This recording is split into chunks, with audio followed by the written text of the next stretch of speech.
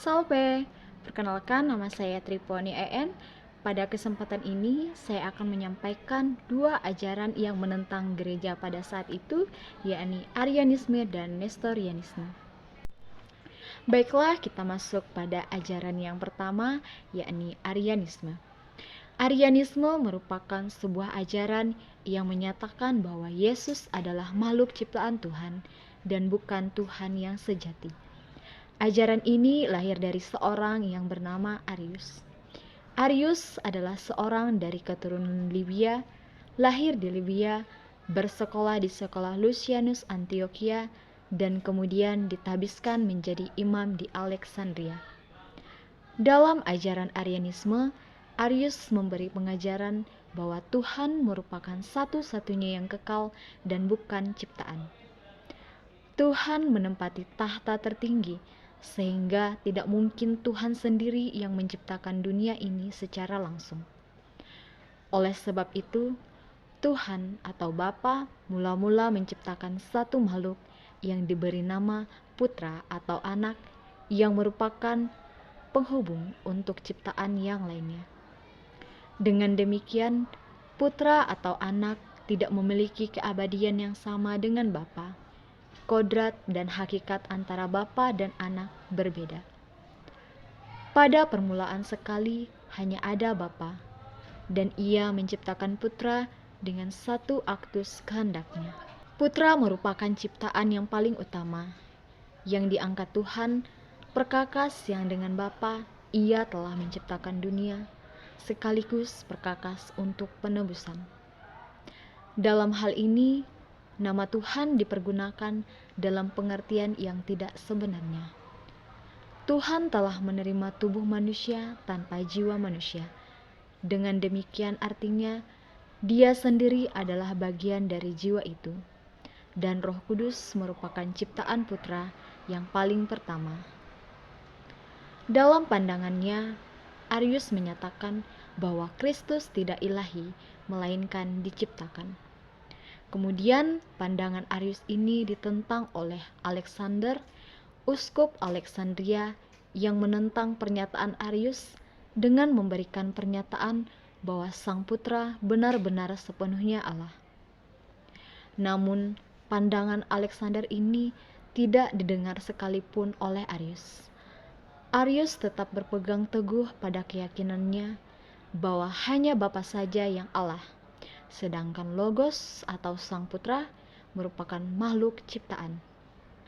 Dalam penafsirannya akan iman gereja tentang Allah Tritunggal yang juga diterima oleh Arius, ia prihatin terutama terhadap keunikan dan transendensi Allah. Dalam penyebutan Allah, dalam arti yang sebenarnya, Arius hanya mengartikan Allah hanya sebagai Allah Bapa saja. Dasar yang menjadi titik tolak dari teologi Arius, yakni bahwa Allah tidak sekedar diciptakan, tetapi Ia juga tidak dilahirkan. Arius menolak pemikiran yang menyatakan bahwa Sang Putra lahir dari Bapa, karena menurut pendapat Arius, pemikiran seperti itu mengaplikasikan kategori fisik kepada Allah dan menjadikan Allah menyebut. Menurut pendapat Arius, Allah tidak selalu Bapa, Putra Allah pun tidak pernah ada. Baru setelah menciptakan Sang Sabda, Allah menjadi Bapa. Menurut Arius, meskipun Sang Putra disebut Allah, tetapi sifat kealahan tidak ada pada dirinya, melainkan dianugerahkan oleh Allah. Gelar Tuhan dan Allah yang diberikan kepada Logos secara simbolis karena satu-satunya Allah yang sejati telah mengangkatnya sebagai anak karena perannya. Namun, pengangkatan ini tidak menghasilkan partisipasi yang nyata dalam ketuhanan, karena Allah tidak memiliki bandingan. Sang Logos menempati tempat di antara Allah dan dunia. Allah menciptakan Sang Logos untuk menjadi perantara dalam proses penciptaan dunia. Kemudian kita masuk pada ajaran yang kedua, yakni Nestorianisme. Nestorianisme merupakan sebuah ajaran yang dipelopori oleh Nestorius. Nestorius merupakan seorang uskup atau batrik Konstantinopel. Nestorius lahir setelah tahun 381 di Syria dan belajar teologi di perguruan Antioquia. Dalam ajarannya, Nestorius menyatakan bahwa Kristus memiliki dua kodrat, yakni insani dan ilahi, yang selalu berbeda tetapi bersatu dengan cara yang unik secara metafisis. Dalam hal ini, Nestorius termasuk bagian dari mazhab para teolog Antioquia yang memiliki pemikiran tentang pribadi Yesus Kristus. Dengan ini artinya Nestorius mengikuti pendekatan manusia sabda, yang berarti bahwa ia memandang Yesus sebagai manusia Yesus yang didiami Allah Firman. Hal ini mau menjelaskan bahwa Putra Allah di surga dengan manusia Yesus merupakan dua pribadi dan bukan merupakan satu kesatuan. Kedua-duanya memang memiliki keterkaitan, namun keduanya tetap dua pribadi. Dengan maksud lain bahwa Allah itu hanya sekedar surgawi dan rohani. Dengan demikian, Allah Putra yang dipisahkan dari Yesus manusia yang pernah ada di bumi.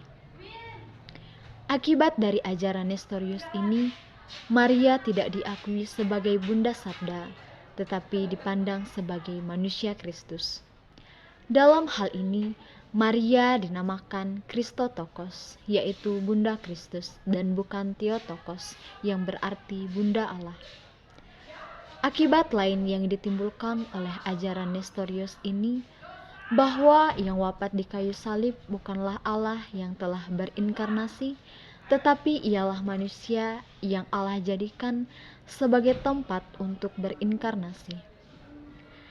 Menurut Nestorius, kematian yang dikisahkan dalam kitab suci selalu berkaitan dengan Yesus, anak bukan dengan Allah.